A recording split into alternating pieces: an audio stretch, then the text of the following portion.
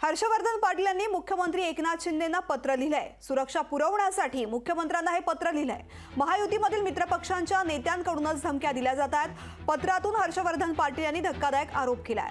भाजप नेते आणि माजी मंत्री हर्षवर्धन पाटील यांनी मुख्यमंत्र्यांना सुरक्षा पुरवण्यासाठी पत्र लिहिलंय। महायुतीमधील काही मित्रपक्षांच्या नेत्यांकडूनच धमक्या मिळत असल्याचा धक्कादायक खुलासा पाटील यांनी लिहिलेल्या पत्रामध्ये केलाय। त्यामुळे लोकसभा निवडणुकीच्या जागा वाटपांमुळे महायुतीमध्ये मित्रपक्षांमध्ये तणाव निर्माण झाल्याचं स्पष्ट होत आहे।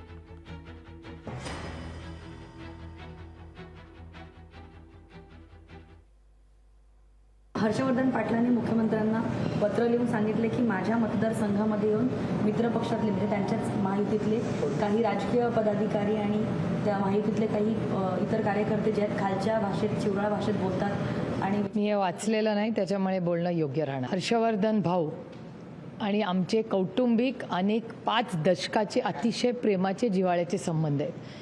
अनेक वेळा इलेक्शन्स असू दे किंवा इलेक्शन नसलं तरी आमचे कौटुंबिक संबंध दोन्ही बाजूनी म्हणजे हर्षवर्धन भाऊंच्या आणि आमच्या बाजूनी नेहमीच जपले गेलेले आहेत आणि मला वाटतं ते नातं अबाधित राहील। आम्हाला तशी अन्यायाची भाषा सहन होत नाही। आम्हाला क्लॅरिटीची जरा सवय असते।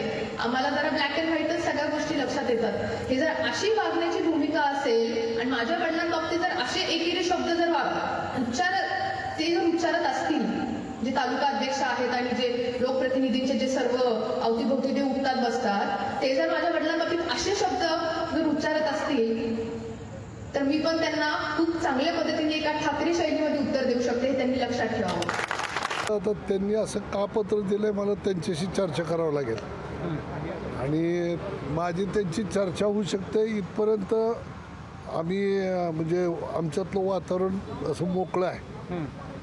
तुम्हालाच माझी विनंती राहील की अंतर्गत हा महायुतीतल्या घटक पक्षांचा विषय आहे। त्यांचा काही कोणाबद्दल गैरसमज झाला असेल तर तो आम्ही भेटून दूर करू। पण अशा पद्धतीची धमकी वगैरे देण्याचं राजकारण इंदापूर तालुक्यात कधी नाही आहे, हर लक्षात। आणि आमच्यापैकी कोणी आम्हालाही जाणीव आहे, आम्ही इतके वर्ष राजकारणात आहोत, राजकारण करतो, एकत्र आता निवडणूक लढायची आहे। असं कोण कोणाला धमकी दिलं हे करेल असं मला वाटत नाही। हर्षवर्धन पाटील सरांनी पत्र जे केलं त्यांना सुरक्षा व्यवस्था पुरवावी अशी मागणी जी मुख्यमंत्री स्थानिक पातळीवरती धमक्या येतात मित्रपक्षांना। मला वाटतं त्यांचा तो अधिकार आहे।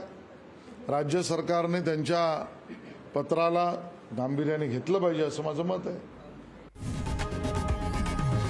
लोकशाही मराठी ऐका, पहा, जागरूक रहा।